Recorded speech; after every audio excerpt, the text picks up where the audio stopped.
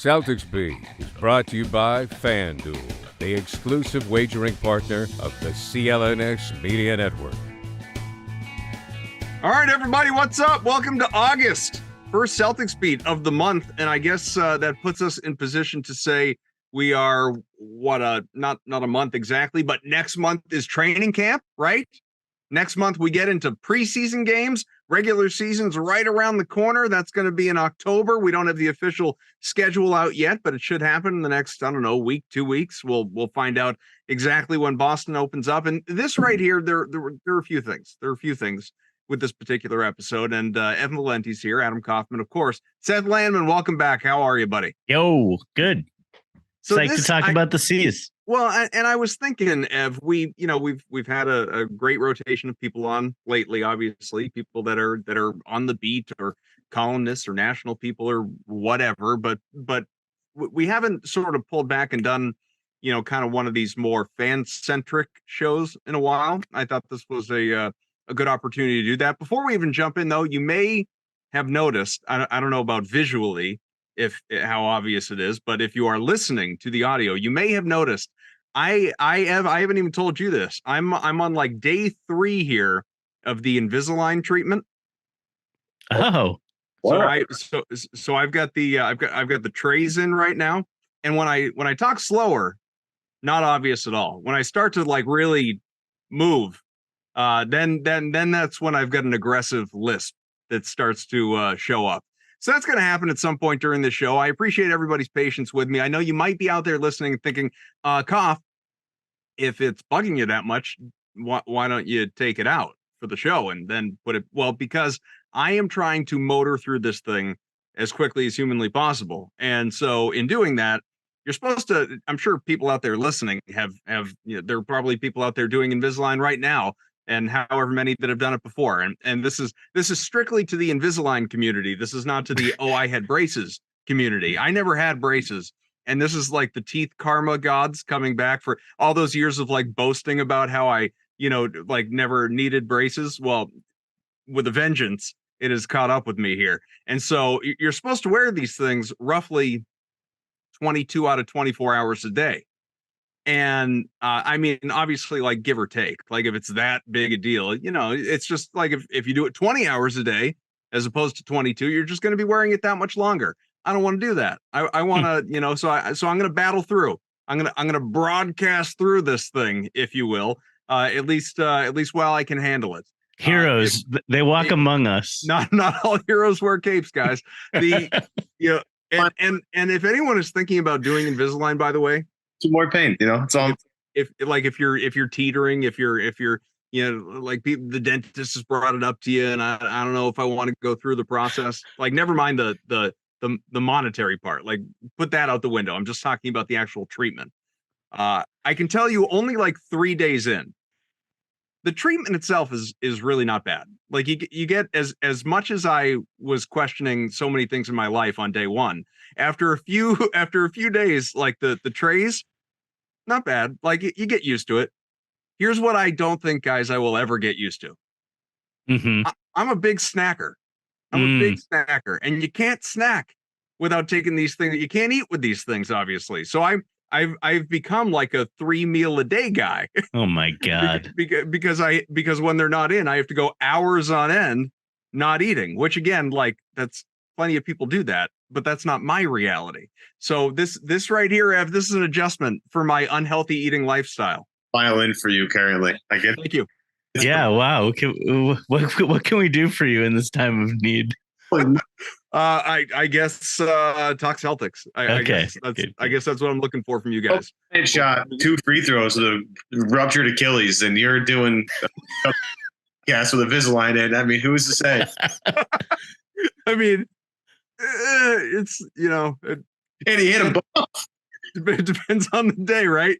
Depends on the day. I mean, look, it sure does. Isaiah Thomas also, spent a whole morning in the dentist chair and then played a game that night. Again, same thing, obviously. Bunch of heroes. All right. So, no, I like that we're doing this show right now here in early August because obviously because we get to talk about Invisalign. because it times out perfectly with my Invisalign treatment. No, because like the Jaylen Brown extension is finally done. We've obviously had multiple, I don't even remember at this point, shows to talk about it, Evan. And that's sort of like the next thing. And we talked about this our last show with Chris Forsberg was, now people are starting to have the Derek White extension conversation. There's not really anything else out there Celtics news wise. Like for people like me that keep banging the drum that I don't think they're done yet. I'm waiting for that next shoe to drop. I'm not sure the next shoe is going to drop, short of obviously like re-signing Blake Griffin or something like that. I know the Celtics have been attached to the Pistons guy. How do I pronounce this guy's name? Svi Mikhailuk. Thank you. They've been attached to him. Maybe that's something that ends up happening, but right now it's a good reset period for this show because for all intents and purposes, guys, like this is the roster, barring something significant. And of course, like there are reports that like the Celtics are still kind of working the phones and shopping around. Maybe we get that big August trade, a la, like the Kyrie Irving swap happened in August. Maybe there'll be some big August trade. Assuming that doesn't happen at this point, this is the group. This is the core. Kristaps Porzingis, Seth, is a member of this team. We have not had you on this show since obviously that went down. We've talked plenty, but not on this show. Marcus Smart is gone. Grant Williams is gone. Everything else is generally intact. How are we feeling about this roster as compared to last year? And what major questions do you have going forward? Oh man. Well, can we have a fair and balanced conversation about Kristaps Porzingis? Yeah. Oh, okay. No, okay. Because like I want to talk about there's like a Twitter guy. There's like a kind of Twitter guy these days who is like, okay, what this kind of person is doing is like taking highlight videos of Porzingis from last year in Washington with the Wizards and acting like this is like the Rosetta Stone to understanding the entire career of this person. And I just want to like, okay, Kristaps Porzingis is a really good basketball player. Okay. He also is like, was it hard for you to admit that? No, it's not hard for me to admit that at all. Okay. I don't think, I think what's going on is that when it's convenient, people want to look at the previous season and say that like improvement is linear. Whatever you did last season, you should be able to replicate that the subsequent season. But this guy has not been a good player for like most of the last 4 years. He had a really good year last year. And I think what's going on is that he's a player who everyone talks about how he misses a lot of time. Like he's injury prone. He misses games. I think the bigger concern is that when he's hurt and he does play, he's ineffective. And so not only are you missing some games, but like part of the reason that he wasn't as effective in Dallas as he was last year in Washington is that he wasn't healthy. And so what that affects is all the things that the Celtics are ostensibly bringing him in to do. So they've talked a lot about like beating mismatches in the post. So scoring out of the post. He was great out of the post last year. I looked up, he shot 61% on post-ups last year. The previous 3 seasons, it's 46%, 50%, 42%. He's not like, this is not a player who has traditionally been a good post-up player. He had a really good year last year doing it. The rim protection. So like last year, opponents shot 53.5% within 6 feet of the hoop when he was the primary defender. The previous 2 seasons, it was up at 57%, which isn't good. So he was a good rim protector last year. He's still not nearly the rim protector he was early in his career. And for the previous 2 seasons, when Dallas brought him in to do that job on a team that had real ambitions, he struggled to do that. So this is not to say like, I don't even know what to predict for next year. Like if he's healthy, I think he'll be really good. I think there's good reasons to believe he could replicate some of what he did last year, but it's totally fair to wonder about whether last year was a fluke. And I think a good comparison point would be like a player like Julius Randle, who has made all NBA teams 2 of the last 3 years, but is sandwiched in between those 2 seasons is a season where he was terrible. And I think, a lot of players who aren't, like the top 10 players in the league are going to have years where they're better than other years, depending on how healthy they are or what system they're in. And so I don't know that, like, when it comes to Porzingis, I think the Celtics have a lot of eggs in that basket, especially with the 2 years they added on to his deal. I think they're paying him fair market rate. It's not the gamble I would choose to make if I was running a team. And I think I'd rather like run it back with Smart and Grant Williams, or if you're going to do that Smart trade, take all the assets that they could have got instead. So do you believe they're worse? So on paper, are we saying that Porzingis, like, how many games are you giving Porzingis on paper?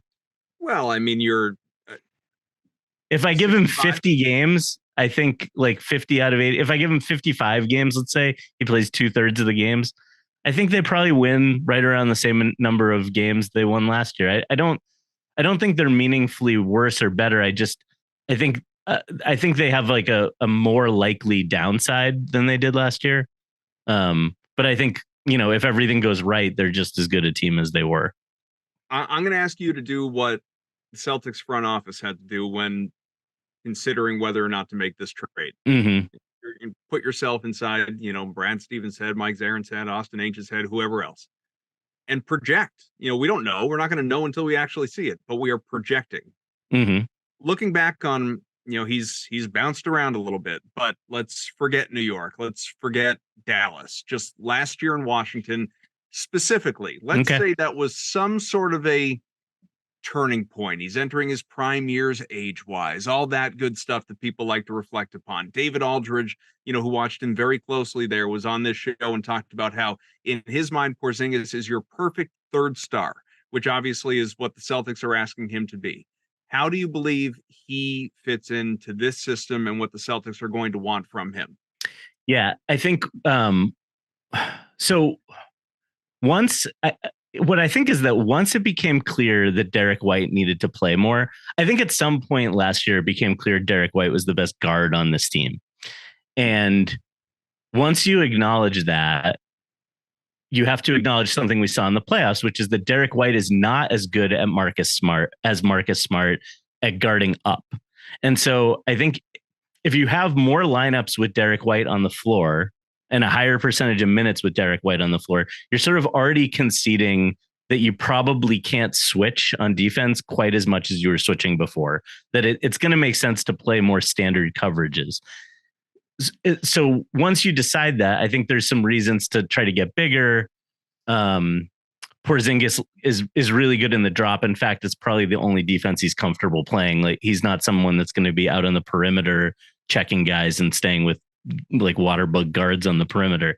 You want him around the rim, and hopefully if he's healthy, when he's been healthy in his career, he's done a pretty good job protecting the rim.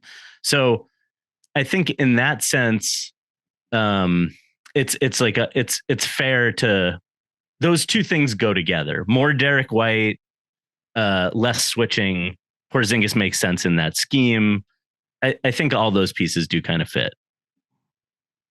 Yeah, I mean, I guess I'll push back on the idea that they might not be better. I mean, I think their ceiling's higher, and if they just stay healthy, or I think they're better on paper. We'll see how things gel. You get nervous when you add a big piece like that to an already established team. Like, one of the things that we've talked about endlessly on the show is one of the reasons why Boston's been so successful over the past, what feels like decade, but since the Jays have come into town, is just the continuity of this team. I mean, Brad Stevens is still there. The Jays have been a part of everything, essentially. Like Marcus, shipping out Marcus is tough because he's been there longer than everybody else. And now Jaylen Brown's the longest tenured Celtic on this team, right? Is that true if you take away the Horford going to Philly for a while? Wow. Yeah. So it's the continuity of this team is been changed a little bit. But I think what's going to be helpful for Porzingis is there's going to be like an established hierarchy already in here. And I've sort of bounced around this idea that Porzingis wasn't brought in to be a 3. He was actually really brought in to be a 2 in terms of the hierarchy of scoring. I think asking Jaylen to, be the primary offensive focal point in an offense. We've kind of seen that a little bit, and everybody's gonna be like, well, his contract says he's supposed, like, I don't care about that. I think Porzingis is someone that takes over an offense a little bit easier than Jalen does, just because of his size. And he's just an incredibly good shooter. I mean, some people have gone out of the way to say, like, he's a 7'3" shooting guard, and sometimes he looks like one for sure, but other times, when he's in the post, he has that length to shoot over guys. But like, for me, like, this Porzingis thing, it's going to be a rocky sort of road, I think, for the first couple of months to try and figure out how this whole team fits together. It's not like you're adding some outlier piece, like you're not adding like a James Posey or an Eddie House to make this. And Posey had obviously a little bit more of a role than Eddie House did, and we all love Eddie House in the show. But you're adding a major piece here. So like, I think it's reasonable to expect, sort of that, like the same thing that we saw the first year with Ime, where the team was absolutely atrocious for the first 4 months of the year. Then all of a sudden the calendar hit February and everything just went like this, and they had the best defense in the league for 3 months. And if Rob didn't get hurt, maybe they're NBA Finals, champions. But my expectation, Seth, is this is going to have some growing pains to it when we really start, unless like we have some unreal synergy here that we didn't tap into a while back. I think it's going to be a little bumpy. I mean, there's such a good, like, even if Porzingis didn't play a game this year, they're like an incredibly good basketball team that's going to win a lot of regular season games. I mean, that's just like they got the Jays. They have enough good players to win like a ton of regular season games, basically no matter what happens. I guess I don't know. It's hard to like agree or disagree about the higher ceiling thing. I think, to me, it looks like a team with a lower ceiling because of less defensive versatility. But I think it's fair to imagine a world where they're so much better on offense that it covers up for that. At the same time, I am like, it's hard not to worry about the like how the ball is going to move and just like team passing IQ kind of. This is like, losing like replacing Smart and Grant Williams with Porzingis is a pretty drastic downgrade in overall like ball movement IQ, I think. And I'm pretty concerned about, like, the only guard on the team that you can really rely on to set up an offense at this point, I think, is White. I think Pritchard and Brogdon are much better suited to attacking off the second side or like using an advantage that someone else has already created. So it really, what it's going to come down to is the Jays. And I think that's in some ways the most interesting piece of losing Smart is what happens to the sort of like leadership vacuum on this team. And are the Jays, is there some sort of like mystical thing that gets better because the Jays have like more sort of interpersonal responsibilities suddenly? And maybe Jalen's contract is part of this too. Does that stability allow them to sort of like more freely move the ball? Because that to me is the biggest question about this team. If those two guys just like openly and freely move the ball, the offense is going to be what it was in the early days of last season, and they're going to be a really, really hard team to beat. But we see what happens when they get bogged down. The last few months of the season, the playoffs, it affects the defense. They're just not as good a team when it's like that. That in mind, as they have these, however many it is at this point, 3 or 4 roster spots at the very end, obviously, of the bench of either, someone maybe they sign out of who was with them in summer league, or maybe it's a G League guy, or maybe it's one of these stash guys overseas, or maybe it's, obviously veteran minimum guys across the board. I have no idea. What's missing to you from this roster? And not even in terms of like, oh, I want them to go get this specific player. Although if you have a guy in mind, by all means, but just the skill set. What is something you feel like they need to go out and get? I think what's missing is connectors, like players who actually the thing they brought in Derek White to do originally, which is part of what they liked about him. It's almost a cliche to talk about it at this point, but coming from San Antonio, he had the whole like 0.5 thing that they always talk about with just making really, really, really fast decisions with the ball. And sometimes without the ball. I mean, he makes really, really heady cuts. All those things just keep an offense moving. And one of the things I worry about with losing Smart is like, it may seem counterintuitive because the conversation around Smart was always that he was like almost doing too much on offense, but it's hard. Like, think about all the possessions that Smart bailed them out of with shots and post ups and just being able to run a pick and roll and see over the defense and make good passes. They don't really, beyond the Jays, there's just less of that. There's less of the kinds of players who create advantages out of nothing.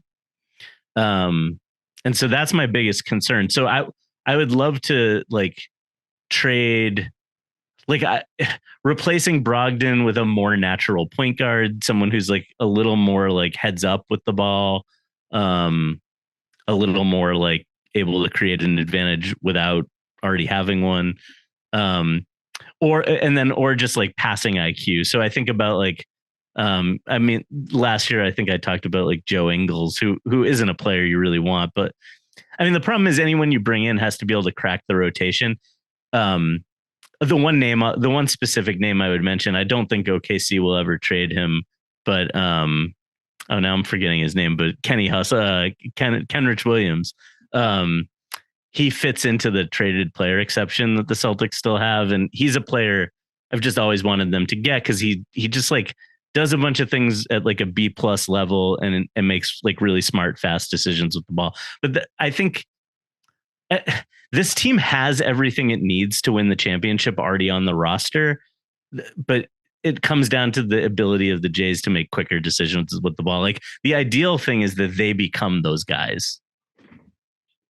Yeah, it would be ideal. I think this offense is going to change a little bit fundamentally, with Porzingis and the hope that the Jays keep on growing and adding new things to their arsenal. Like, I think we're all waiting for Jayson Tatum to be a better post-up player. I think everybody's about it. We're all kind of revolving around it and what damage he could do as a really good post player. That's kind of like the next thing in his game. Rob, for that matter. A better 3-point percentage while maintaining, a better free throw rate, going to the line a lot more. I mean, that was the one big jump we saw was, Jayson Tatum's free throw attempts went through the roof, trying to maintain that. And maybe he can maintain that by occupying more time on the block. Like, I don't know, it's an idea, it's a thought. But it's with the addition of Porzingis too, this offense is going to change a lot. It's the spacing is going to be different. And this is quite, I've talked about this sort of throughout the summer. This is going to be a really hard job for Joe Mazzulla and that coaching staff to like have what they had last year and be like, all right, so remember last year, we're going to change this up dramatically, maybe. I don't know. We'll see. But like the fact that they have two other guys on that coaching staff that have a clue, and I'm not trying to downplay everybody else that was on. It just wasn't a great fit for everybody. But having two veteran guys to maybe help Mazzulla out a little bit, I think is going to be a ginormous part of this team. And I'm excited to see what it looks like because I want to see the next step of Jayson Tatum. I've been advocating for playing Tatum for now 3 years here at this point, or 2 years in a row now, because I think, with him having the ball in his hands and making more decisions, I just trust him more than pretty much anybody else I named Derek White in this team at this point now. Like, I just think after, like, when you get rid of Marcus Smart, I agree with Seth on this. When you get rid of Marcus Smart, you get rid of a guy that just has a good idea of where everybody is at all times and has an idea of how to bail them out of situations. That's going to fall on Tatum now. And it's going to fall on Jalen too, but Tatum's going to take the brunt of that a lot more than anybody else. And again, as much as everybody else is like more Derek White's good for business, more Jayson Tatum having the ball and him learning how to move the ball is good for business. And if they're really like, I asked this to several guys so far this summer, Kaufman, does Jayson Tatum have a Nikola Jokic type run in him at any point in his career where he's just like, you don't have an answer for him because Jokic is not going anywhere. Okay. And there's going to be other guys that come in this league with all the young guys that are coming up that are just going to become bigger problems. So my theory on can Jayson Tatum be a really tough problem to solve that only happens if he takes a leap as a playmaker, and that only happens if he does it more. And so that's what has me the most excited, I think. I want to add a little texture to that because I like agree 100% with what you're saying, but I think it's actually that playmaking it means getting off the ball. That's the thing that's so genius about Jokic is that he gets rid of it. Like, and that's where Tatum struggles. Like I don't remember what the numbers ended up being, but at some point late last season, Tatum was shooting 40% on catch and shoot threes and 28% off the dribble. So like all the conversation around the Celtics this summer has been about like Joe wants them to shoot a lot of threes. And it's like when we focus on how many threes they shoot per game, we're missing the point of like, what are those threes? Are those threes off the dribble? Are they like really good wide open catch and shoot looks? Are they coming at like with like some time left on the shot clock and it's like a really good look that a player wants to take? Or is it like a step back at the end of the shot clock that a player is reluctant to take? Those things matter a lot. And I like what you were saying about getting Tatum in the post. Part of what I like about him in the post so much is that it gets him off the ball. Like he's got to get rid of it to go get down into the post. And then he gets it back and suddenly he's like what is he, 6'10"? Maybe like it feels like he might even be bigger than that at this point. But he part of what makes him dangerous down there is that he can see over the defense. All the passes get way easier from there. You can read the double teams. I would like, Jokic, because he's so willing to like do other parts of the game besides like relying on the three, he has all these different options available to him. When he catches the ball at the elbow or wherever, the offense can kind of like swirl around him. And but where his real power is in getting rid of it, moving without it, getting it back in a better place. And that's the stuff like Tatum. I do think Tatum has that in him to be like that big of a problem. But I think you get there by like giving up control, actually. You guys let your teammates do the work. A Curry quote that went viral today. No, what was it? It's he's doing his basketball camp and he's speaking to a bunch of campers and he goes, "The last thing I ever want to see any of you do is sit in the perimeter and demand the ball, because that is the last line of defense. I would rather see you do literally anything else on a basketball floor than to sit there and just have your hands out. Like, don't ever do that ever." And I was like, I hope so many people are listening to this, because my goodness, he's so right. Like move, like cut, like set a screen, like do this, do that, like post up, do something. I'm just standing there in the perimeter, like, I got it. Like throw me the ball. It's just bad. So well, and in Porzingis's defense, like obviously I'm down on the idea of trading for Porzingis, and I think like, people act like the Jays are going to make his life easier. He played with Luka Doncic, who's a player who generally makes life pretty easy for people. But having said that, Luka does control like basically everything. And that is a team that's built around the idea of like having guys like Dorian Finney-Smith or whoever standing out on the perimeter with their like, waiting for the ball without moving. So, maybe it's if the best version of the Celtics is going to get things moving in a way that's going to get Porzingis into spots where he can do more damage. So, yeah. Well, as we're aware, when the Celtics traded for Kristaps Porzingis, even dealing out Marcus Smart, they quickly vaulted from among the favorites to win the championship to the favorite to win the championship. Ev, this is it's a good moment to take a little time and appreciate our great betting sponsor here. Yeah, our show is always brought to you by FanDuel, and football season, folks, is with the Hall of Fame game. Basically here, man. What's up? Basically here. Pats, I think preseason game against Texans is Thursday, so I'm actually super excited about that. Football season's about to kick off, and FanDuel is giving you the chance to win all season long, because right now when you bet on a Super Bowl winner, you get bonus bets every time they win in the regular season. I'm going to say that one more time. When you bet on a Super Bowl winner and that team wins in the regular season, you can get bonus bets. Just pick anything in the Super Bowl. You get bonus bets for every victory. Use bonus bets on spreads, player props, over-unders, and more. Kaufman, I know you have thoughts on this. I know you have feelings on this. right off the jump, it feels like Chiefs and Eagles you should just throw some money on those two teams because they're probably going to win some football games this year. Whether they win the Super Bowl or not, I don't think matters in this. Sure. It's just who's going to win a lot of football games. I think Philly's going to win a lot of football games, and I think Mahomes just wins, baby. He just wins a lot of games. Well, I'll tell you what, I was looking at the Chiefs specifically, and their over-under is 11.5, which is crazy considering every year Patrick Mahomes has been their starter, they've won 12-14. Right. So hit the over, baby. I would too. I mean, look, Andy Reid, Pat Mahomes, Travis Kelce, as long as Mahomes and Kelce are healthy and Andy Reid's in the sidelines, baby, it's hard not to ride with him. So visit FanDuel.com/Boston and start earning bonus bets with America's #1 sportsbook. That's FanDuel.com/Boston. Gambling problem? Call 1-800-GAMBLER.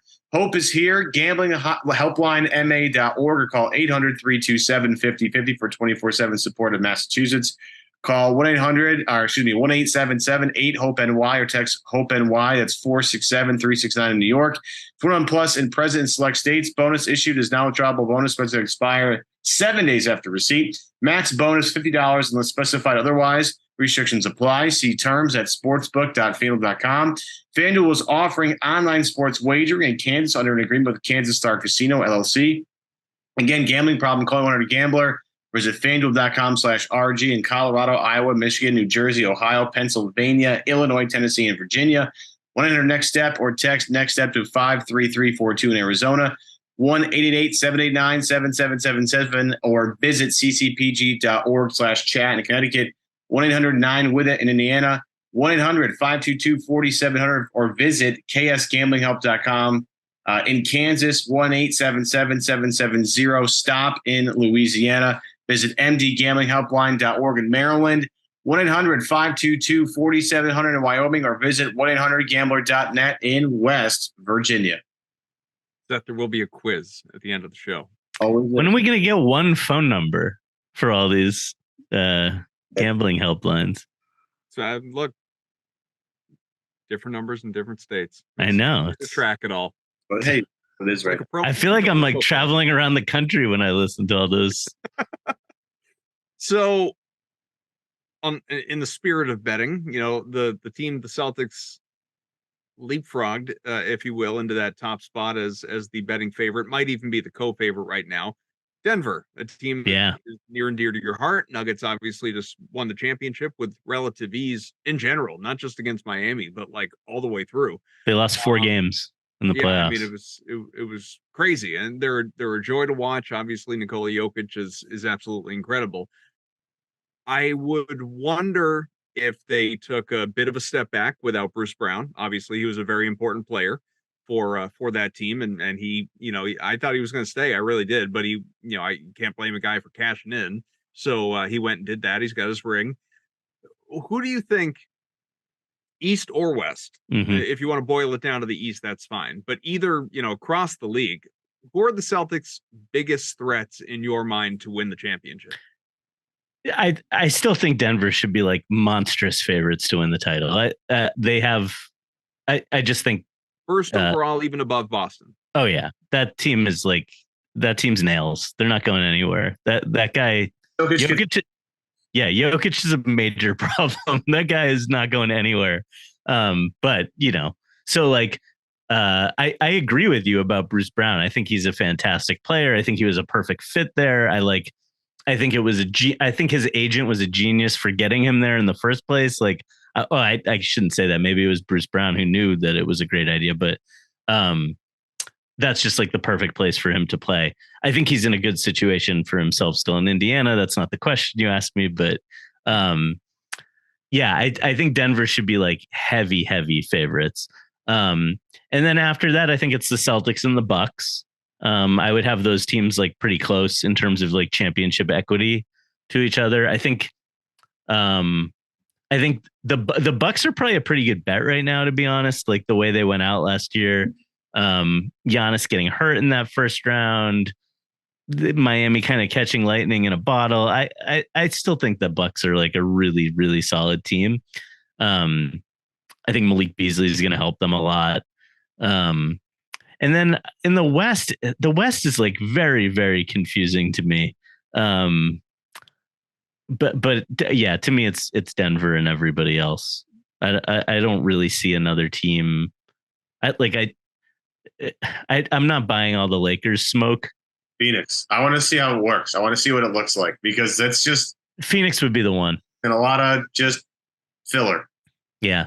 I mean, I do think Bradley Beal has become like wildly underrated in a way that confuses me a little bit. That guy's really good. And I think they did better than anybody else filling out the roster with the minimum contracts. But I just the value, like NBA history is littered with teams that win multiple championships. There's not a lot of one-offs. It's like it's not really the way things work. Mhm. And I Don't think tell the 08 Celtics that. no, I mean, of course there's always going to be examples to the contrary. There's the 04 Pistons, there's the 08 Celtics. There's always examples like that. And actually different teams have been winning in recent years, most years. But when a team, like when the obvious best player in the league wins the title and his team they just know what they're doing. That is a team that just has like no questions about what kind of basketball they want to play. And I'm particularly terrified of them for the way the defense they played in the last couple rounds of the playoffs. They played defense like way above the level of their individual defensive talent in a way that makes me feel like those guys are not losing a playoff series for a while if they're healthy. So, injuries can always happen. They have guys who know that as well as anybody. Yeah, they have guys who are injured.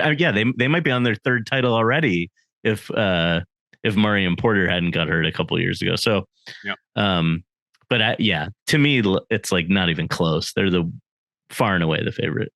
So I like that you brought up they're a team that knows how they want to play, because that takes me back to the Celtics. And I wonder, and this is not an intentional indictment of Joe Mazzulla and the revamped coaching staff. It's more just, this is a team that's undergone some changes, leadership at the top, Brad taking over for Danny, Joe coming in when he wasn't, lined up to come in, obviously. And, they've made changes around him, bringing in veteran additions, Sam Cassell, Charles Lee. And obviously it's no small thing, as everybody knows, swapping out your longest tenured former defensive player of the year player in Marcus Smart and bring in Kristaps Porzingis, who we talked about a lot. Mm-hmm. I wonder if this team does know how it's going to play, because there are obviously the questions about the offense and how are they going to adjust. Will they go to the double big, obviously, and how will they, how will that filter down? Are they going to be as reliant on the three as ever before? And we've also had guys on that team say just during this offseason even that we got to get back to our identity, and our identity is defense, and that's what made us so successful the year before, and we need to have more of a balance. And I wonder what this looks like when they get going here. And if they do not, I don't want to present this as though they had a bad defense last year. They didn't. They had bad moments for sure. Second best defense in the league, though. Yeah, I mean, let them down in the playoffs and time and time again for sure. But I wonder when we really get into it here, what this thing looks like, and what you can always tell which side is a bit more of a priority. 2 years ago under Ime, it was defense. Last year under Joe, it was offense. What is it this time? I mean, I think it has to be the defense played. I mean, to me, they did not lose because they didn't play defense. They lost because their offense gets bogged down when the chips are down, when things are hard.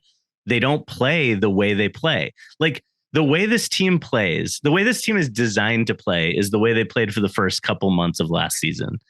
The ball's flying around.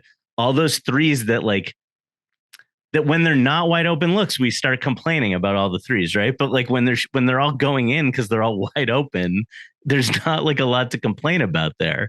So I think first of all, I think Mazzulla was like, I think any coach who took over the Celtics last year would have looked at what they did the year before and how they lost in the playoffs and said, we have to fix this offense.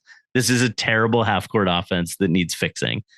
The Celtics spent last year having basically the best half court offense in the NBA. I mean, I think a lot of the things, I think they carved out a way of playing that works the majority of the time. Mm-hmm. When it doesn't work for the Celtics is when they're under pressure. And that to me is an emotional problem and not like a strategy problem. And so I think it's been 3 coaches in 3 years. And I think in all of those years, this is like anecdotal, but me as someone who watches all the Celtics games and like sees this team on the highs and the lows, what I notice is a team that has moments where they play this like beautiful, sublime basketball that makes me so excited. And then for reasons I can't really understand, they just stop doing it. And when I say Denver knows who they are, they don't have those moments. They don't have those moments because Jokic doesn't let them have those moments. He just plays the way. I think the phrase Michael Malone used is that he doesn't fight the game. That's kind of become the cliche with them, but I think it's kind of true. Like, if you play differently when there's pressure, that doesn't really serve you. You have to keep playing your game. So that to me is the biggest question with them. Like, what can they keep moving the ball when things suck? Like when the other team is playing great defense and it's hard and you miss a bunch of shots, like, will you keep doing the things that made you like overall have a successful half court defense over the course of the regular season? I mean, half court offense. The thing that makes it so, I don't know if you agree with this, Ev, too, and Seth, I'm sure you do, but the thing that impresses me so much about Nikola Jokic and why I think that he is still somehow remarkably underrated by, the general NBA watching public is, and I don't think I'm exaggerating in saying this, in the last year, 2 years, and I'm not going to pretend I'm watching every Nuggets game on League Pass, but Seth, you're watching most of them. So, by all means, correct me here. I don't think I've ever seen the guy play a bad game ever. Because like there are games that he doesn't shoot as well. There are games that he doesn't facilitate as well. There are games he doesn't rebound as well. There are games he doesn't score as many. But he is always compensating for whatever he's not doing that given night by impacting the game in another way, in a very, very overwhelmingly positive way. To where when you average it all out, he's just a statistical monster. But he is not a guy that, like, that's why I was so certain the Nuggets were going to win the title, at least over Miami. And I think they would have beaten Boston too. I've said that on the show before. But why I was so certain they were going to beat the Heat relatively easily was because this is a guy, I've never seen him afraid of the moment, ever. The great ones can impact the basketball game in many different ways. And it's so easy to watch Jokic do it. It's like, and that's what was so painful about the rest of the NBA fandom, like catching up to how awesome Jokic is. It's like, guys, this should have been the 3rd straight MVP. Like I'm great. Like this has been happening for a while now, but it's like the vision, like he's just like the most fun player to watch, like not named Steph Curry. And like Curry's more fun to watch because he takes 40 footers. Like he just does things that nobody else really has done before. Yeah. Jokic does is so different than what we've become used to in terms of like people taking over games by, taking the air out of the ball, going one-on-one against a defender. No, Jokic does stuff that just benefits everybody as a whole. And if he shoots it, it's probably because he's supposed to. But a lot of times he's looking to create for other. How do I make the game easier for everybody else around me? And that's clearly his mindset. And it's so fun to watch someone play that way. Like LeBron plays that way. Jokic plays that way. Curry plays that way. It's harder for him because he's not as big. Like the thing about Jokic is he's so big. It's so hard to wrap your mind around like a point guard being 7'2" or whatever he is. Like it's just he is, and like again, like he's just going to be a problem for a long time because like it's not like he's going anywhere. Like that guy's going to be good. Like he's an MVP candidate every single year he steps on the floor. The downstream effects of the way he plays are interesting too. This is what I dream of for the Celtics is the thing about playing with a passer like that is it makes you cut differently. It makes your shot different. There's things that Kentavious Caldwell-Pope, for example, does with the ball, like just without Jokic even necessarily being like tangibly involved with the play. KCP would not be allowed to do that stuff on a different basketball team. He is able to do it precisely because of the gravity of Jokic, but also just like the confidence of knowing that guy will, like, if I'm open, he's going to give me the ball. And if I cut to that spot, he's going to give me the ball. And if I like miss a shot, he's not going to like roll his eyes at me if I like take a shot and miss it or something. Like, that Jokic himself actually believes he's not the best player on the team. I mean, like, I get like sort of generally in sports, I hate this stuff, this touchy feely stuff. It like drives me crazy. And I think it's nonsense, but he's kind of won me over. Like, I would love to see Tatum get there. I really think Tatum has it in him. And it's just like the way he reacts to pressure is to try to control too much. He's trying not to let his teammates down. He's trying to lift them up, but it manifests as like an trying to control too much of the game. Do you have anything else that you'd like to touch on here in this particular show? I think we'll save the Devin Booker versus Jayson Tatum for next week because that Matt Moore had that going on today. Is that a debate? Good Lord. I think it's a fascinating debate. I will say this, though. We did a lot of Nuggets talk on this show for a very particular reason. And I just hope people understand. This is the team the Celtics are gunning for. Like, this is. Yes. And if you're going to make, like, every year you go in, like, this team has to beat. You're not going to win the title if you can't beat this team, right? Yeah. For a long time, it was, you're not going to win the Super Bowl if you can't beat the Patriots. Like, you're going to have to figure out how to beat that team because they're just going to be there. And this is what it is with Denver. Like, you have to go into every season thinking, like, we have to be able to have a team that can beat Denver. Because if we can beat Denver, you can probably beat a lot of other teams. It's not like we're not thinking about the Bucks or the Heat or et cetera in this at the same time. But if you don't have the answers for the Denver test, then you're not going to win anything. And that's why we spend so much time talking about Denver, is because they're clearly the front runner and Boston is chasing them. And they have the talent to get there, as Seth said. But and you're supposed to steal from the team that won, right? Like, you're supposed to try to mimic what you can mimic. Right. They'll be tough, though. Yeah. Yeah. I'm not sure they have the personnel for it, but we'll see. I mean, there's a reason everyone calls Jokic a unicorn. There is but one. I mean, dude is a generational all-time great.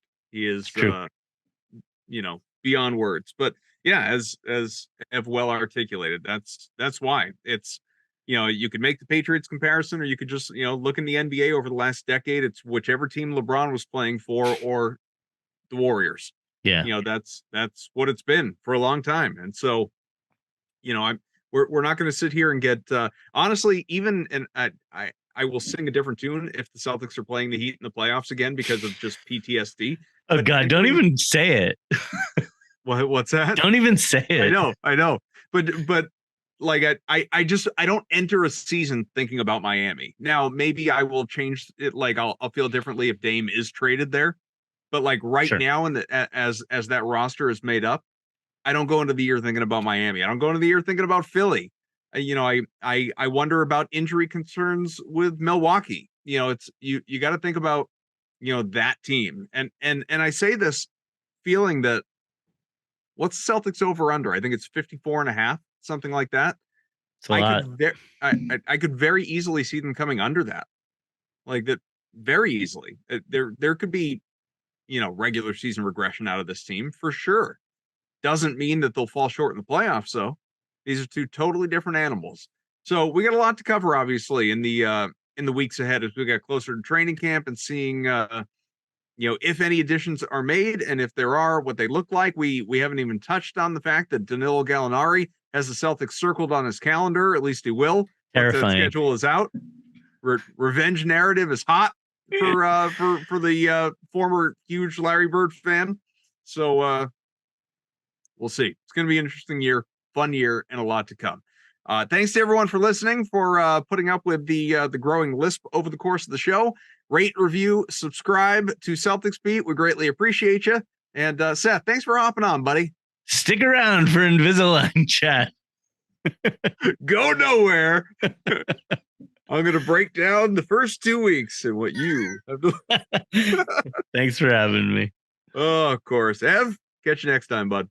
The CLNS Media Network is powered by FanDuel. Sign up at FanDuel.com/Boston and get in on the action with $200 in bonus bets guaranteed.